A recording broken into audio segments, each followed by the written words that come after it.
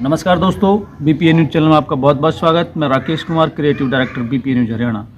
साथियों, जैसा हम आपको देश की, प्रदेश की, क्षेत्र की और अभी फ़िलहाल जो हम दिखा रहे हैं, हाल फिलहाल में जो पंचायती चुनाव संपन्न हुए हैं, तो कई जगह हम नवनिर्वाचित जो सरपंच हैं उनको दिखाया।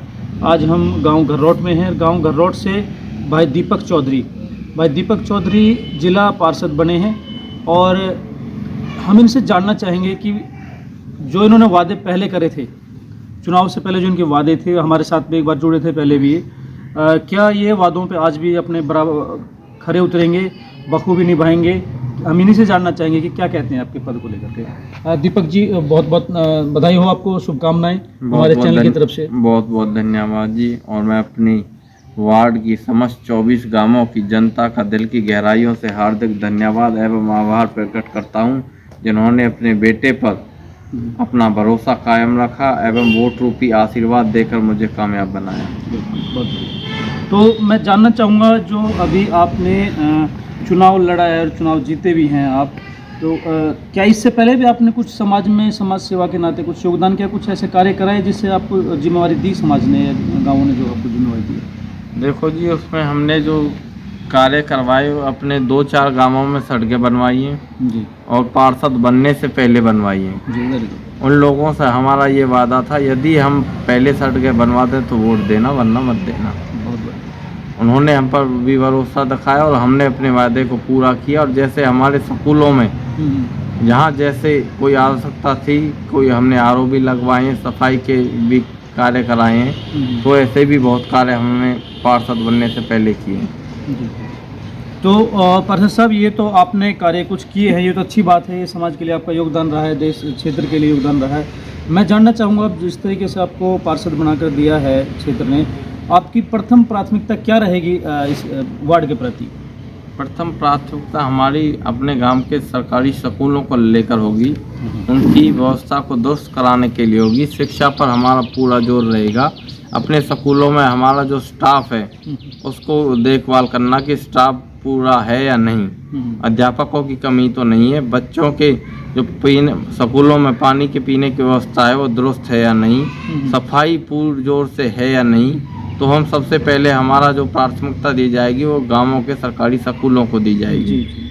तो अगर एजुकेशन की बात करें तो आप महिलाओं के बारे में, बेटियों के बारे में क्या सोचते हो, क्या कहते हैं उनके बारे में? बेटियों के बारे में जो हमारी बहन बेटियां, उनको हमारा जो सरकार भी पूर्ण रूप से जोर दे रही है और हमारा यही उद्देश्य रहेगा, अपनी बेटियों को ज़्यादा से ज़्यादा पढ़ाएं, उनको ज़्यादा से जागरूकता में लाएं। पंचायत चुनावों में भी सरकार ने महिलाओं को 50% का आरक्षण दिया है, जिसका मैं हरियाणा सरकार का बहुत बहुत दिल की गहराइयों से हार्दिक धन्यवाद प्रकट करता हूं। हमारी बहन बेटियों की भी भागीदारी निश्चित होनी चाहिए और गांवों में अपनी बहन बेटियों की सुरक्षा के प्रति जागरूक करेंगे। अपनी एक टीम बनवाएंगे, पुलिस प्रशासन से भी इसकी मदद ली जाएगी, आगे किए जाएंगे, ज़्यादा से ज़्यादा पुलिस गश्त लगवाई जाएंगी। जी, ये तो रही आपकी एजुकेशन की बात, महिला प्रोटेक्शन की बात। युवाओं के बारे में आप क्या सोचते हो? युवाओं के बारे में जो हमारा है, अपने जो हर गांव में खेल के मैदान तो हम नहीं बनवा सकते, लेकिन अपने जो बड़े बड़े गांव में 3-4 गांवों का एक समूह इकट्ठा करके खेल के मैदान बनवाएंगे। किसी भी देश का भविष्य युवाओं पर निर्माण आधारित होता है, उनके खेल के ग्राउंड में और उनके खेलों में जो जैसी प्रतिभा होगी उसके लिए वैसा ही हम सहयोग करेंगे। 24 घंटे हम अपने युवा भाइयों की सेवा में हाजिर रहेंगे, जैसा वो बोलेंगे उनके हिसाब से कार्य किए जाएंगे और जैसी भी कोई छोटी मोटी मदद हम अपने आर्थिक आधार पर कर सकते हैं, अपने भाइयों की मदद की जाएगी पूरी। जी, बहुत बहुत धन्यवाद, आपने कई सारे सवालों का जवाब दिया। एक अंतिम क्वेश्चन और है आप से मैं करूँगा, और मैं जानना चाहता हूँ आपका साफ़ सफाई की तरफ जिस तरीके से सरकार का भी ध्यान है। सरकार ने कई सारी संस्थाएं बनाई हैं, SBM करके एक संस्था बना रखी है, एक योजना चला रखी है कि स्वस्थ भारत मिशन, इसके बारे में आप क्या कहेंगे? इसके बारे में हम ज़्यादा से ज़्यादा अपने लोगों को भी जागरूक करेंगे और अपनी एक टीम बनाएंगे। देखेंगे कि जो हमारे कर्मचारी हैं जो लगे हुए हैं उस पर पुरजोर से कार्य किया जा रहा है या नहीं किया जा रहा। लोगों को सरकार की जो सुविधा दी जा रही हैं, लोग उसको उनके प्रति जागरूक करेंगे। हमारे लोग उसका क्या फ़ायदा उठा रहे हैं या नहीं, वो कर्मचारी पूर्ण रूप से कार्य कर रहे हैं नहीं। तो देखिए, ये हमारे साथ जिला पार्षद घररोट से भाई दीपक चौधरी जी हैं और इन्होंने अपने कई सारे वादे हमारे सामने पेश किए हैं और इन्होंने कुछ कार्य पार्षद बनने से पहले भी क्षेत्र में किए हुए हैं।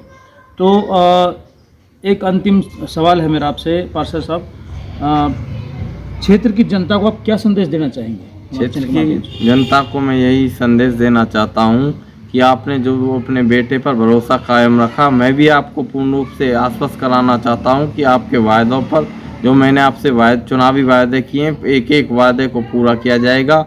जैसा आपने प्यार दिया है, आपका बेटा उससे भी बढ़ चढ़कर अपनी क्षेत्र की जनता के लिए कार्य करेगा। बहुत बहुत धन्यवाद। देखिए किस तरीके से पार्षद साहब ने अपने वादों के बारे में बात करी है। महिला जो सुरक्षा की बात है वो कही है, इससे पहले किसी ने ये बात रखी नहीं हमारे सामने। फर्स्ट टाइम इन्होंने पार्षद जी ने बोला है कि मैं महिलाओं की सुरक्षाओं की तरफ ज़्यादा ध्यान दूंगा, वो चाहे पुलिस प्रशासन से मेरे को सहयोग लेना पड़े, आग्रह करना पड़े। दूसरा, एजुकेशन में महिलाओं की जो पढ़ाई की जो बात है, शिक्षा की जो बात है, जिस तरीके से सरकार की योजना भी है और सरकार की सोच भी है कि बेटी पढ़ाओ बेटी बचाओ का जो नारा सरकार ने लगा रखा है, ये उनको भी महत्वता दे रहे हैं, भागीदारी निभा रहे हैं कि हम चाहेंगे कि जो सरकार की नीतियां हैं, जो सरकार की योजनाएं हैं, वो ज़्यादा से ज़्यादा जनता के बीच में हों और जनता उनका लाभ उठा सके। जहाँ तक साफ़ सफाई की बात है उसके बारे में इन्होंने कहा है कि जहाँ साफ़ सफाई नहीं है, कर्मचारी नहीं हो, कर्मचारी लगेंगे, जो कर्मचारी हैं सही ढंग से काम नहीं कर रहे हैं, हम उनसे सही ढंग से कार्य करेंगे।